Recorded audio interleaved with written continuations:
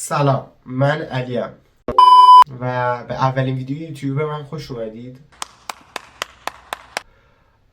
راستش نمیدونم این کانال یا این چنل چه روندی رو طی کنه، ولی دوست داشتم شروعش کنم به خاطر یه سری از دلایل. یکیش این بود که ترس من از دوربین و یا توی جمع بودن یا دوربین بیشتر جلوی دوربین بودن و توی اینترنت بودن کم رنگ تر شه. پس واسه همین اومدم یوتیوب. حالا چرا یوتیوب؟ راستش نمیگم به پول و یا چیزای دیگهش فکر نکردم، درآمد دلاری و اینا، ولی هیچ کدوم الان ملک من نیست و صرفا دنبال جایی بودم که آدمای جدید و کانکشن های جدید، روابط جدید، برنامه جدید. Oh my God, I can't believe it! و این استا خیلی طی روال داشت پیش میره و ترجیح دادم از یه جایی که از صفر دوباره شروع کنم. Let's go! و این خیلی برام جالبه و میخوام انجامش بدم و اینطوری هم که صرفا به چش یه دفترچه خاطرات نگاه میکنم، نه قرار باشه واسه من درآمدزایی کنه و اینا. ولی از یه طرفی میترسیدم، یعنی میترسم هنوزم.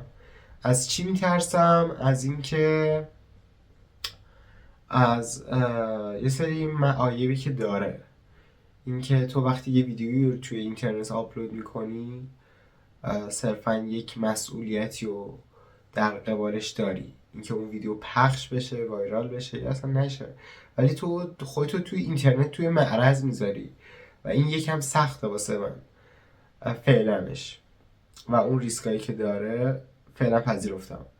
ولی اگه صادقانه تر بخوام بهتون بگم، اینطوری هم که نگرانیم از اینه که دوستام یا افرادی که اطرافم هستن یا کلا دیگران راحت تر زندگی منو میبینن، راحت تر میتونن اتفاقایی که توی روزمره من میفته رو ببینن.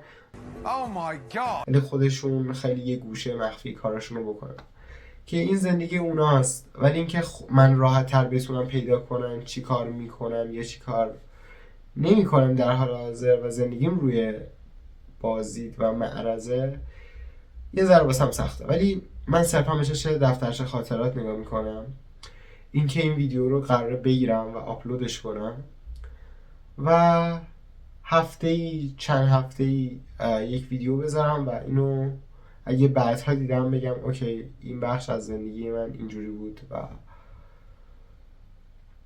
شاید نگه داشتن یا دیدنش واسم قشنگ باشه. صرفا دارم بابت همین کار میکنم، نه درگیر یوتیوب و درآمدشم و نه چیز دیگه.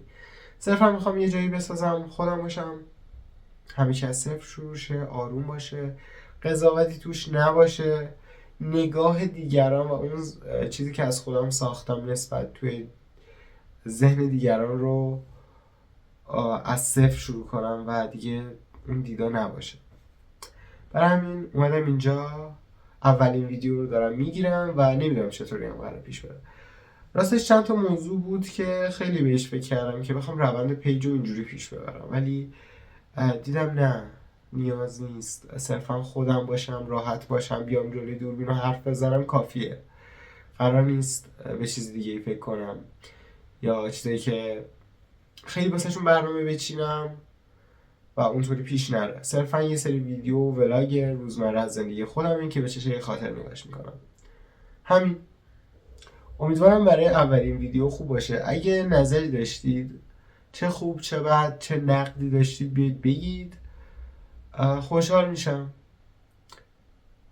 میشم نظراتتون رو بدونم. خیلی ممنون.